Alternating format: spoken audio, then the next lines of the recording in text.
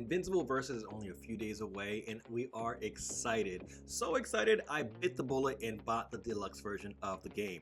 Now, I'm super stoked. I have immense faith in the devs, but I did want to figure out who they're going to put on the DLC. So, I binge watched 4 seasons of Invincible over the weekend to try to figure out who we're going to get. One thing to note is that in a recent interview, the devs highlighted that one of the characters are going to be somewhat obvious, where the other one, people will probably not be able to guess. And I know that we've announced that Universa and Immortal are part of the first DLC, but there's 4 characters in that DLC packet. And when you guys see who the other 2 are, woo! Come on. Who are they? Who are they? Who are they? You would never guess one of them. But, okay. And that told me a few things. One, we already know that Universa and the Immortal are coming into the DLC. Now, originally I was like, could have been base roster, why pick those? But I did see how they could possibly be a bit different from the usual character. Now, yes, obviously, the Immortal punches, kicks, flies, etc. He also goes to Mach 3, can actually create footholds when he's fighting, when in the air. That's pretty cool. But overall, what I mean is just that the characters are providing something else to the team compositions and the meta and the overall dynamics of the game. So everyone in the DLC should at least have something different that they can offer in the game. So with Universa, you're going to be getting someone that's a ranged character and also a bit of a lightning caster, or more like electricity really. With the Immortal, you're going to get different kinds of combos and fighting styles, similar to Viltrumites, but a little bit different. He's a good balance between Invincible and Omni-Man, I would say.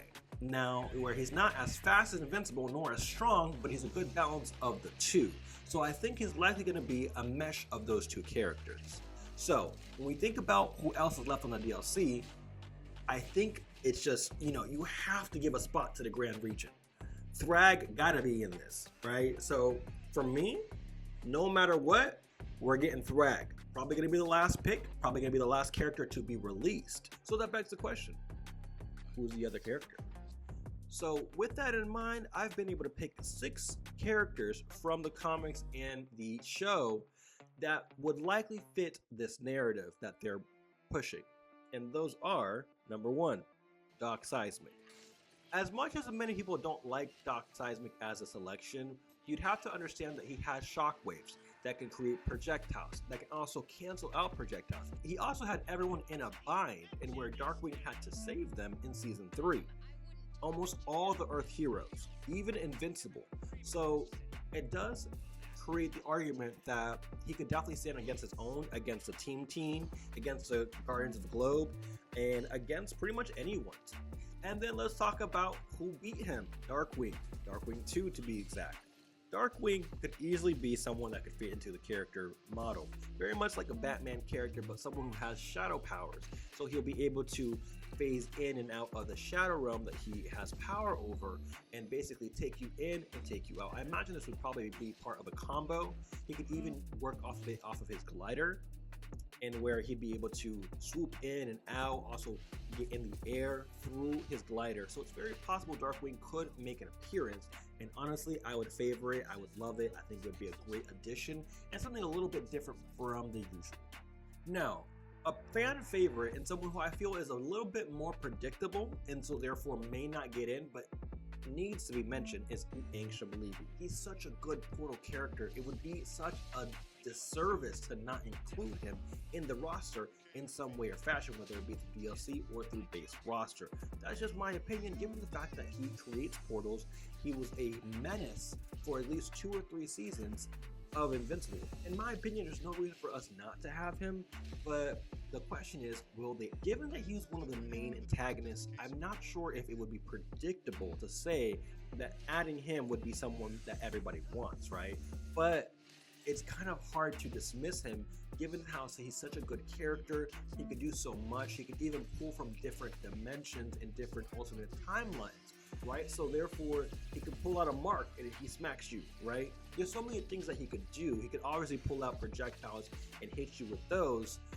There's a lot that Angstrom could do, so it's like you can't really leave him out, and it's possible he maybe missed out on for this DLC. Now, one pick that I think would be very interesting, that would be similar to Cecil, but at the same time different, is Donald, right? And you're gonna ask, why Donald? Donald technically fights. Donald has hands, and he's technically a reanimate robot, right? So he technically is someone who could fight, and we have seen him fight in various instances. Yeah, sure, you know, he typically dies, but the reality is he always comes back. So it's very possible they could add Donald, and I think he would be a mixture of robot and Cecil, given that he's part man, part robot, and that would be a perfect combination of what he could do. Now, someone more recently that we've seen in battle, but not in the previous seasons, is Tech Jacket. Tech Jacket could easily make an appearance. They're able to fight in the air, fly in space, and overall kill a Viltrumite. It's very possible they could add Tech Jacket as one of the DLC characters. There's no telling, but it's very possible. They don't have many feats, but I think overall not everyone that's on the roster has had many feats at all. I mean, there are street level characters like Rex and Duplicate. Sure, Duplicate can make an army, but overall these are street level characters, right? So with that in mind, you've got to open yourself up to the idea that there might be characters that are not as top tier in the show, but still have a potential to be in the game. You see what I'm saying? Now, with all that being said, you can't discount my last pick, Thaddeus, right? Thaddeus has been in the show for quite some time. He is an older Viltrumite.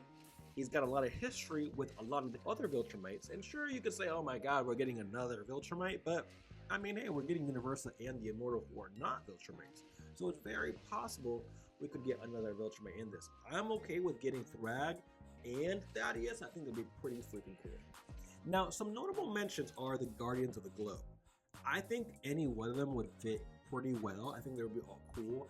I just think that because they were taken out so easily, they're almost not even part of the story, right? The new Guardians of the Globe are really the next heroes to take place. So I just feel like they're not going to bring them back just for the game.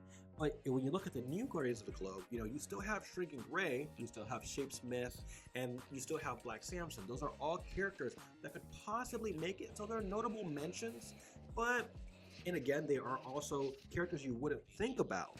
But something tells me, based on one Shapesmith didn't do much in terms of action, you really can't see him fight much at all except for stretching. I just don't see them adding him. When it comes to Shrinking Gray, he mostly evaded and then went inside somebody's body and exploded them. That is kind of difficult to do in an actual fighting game.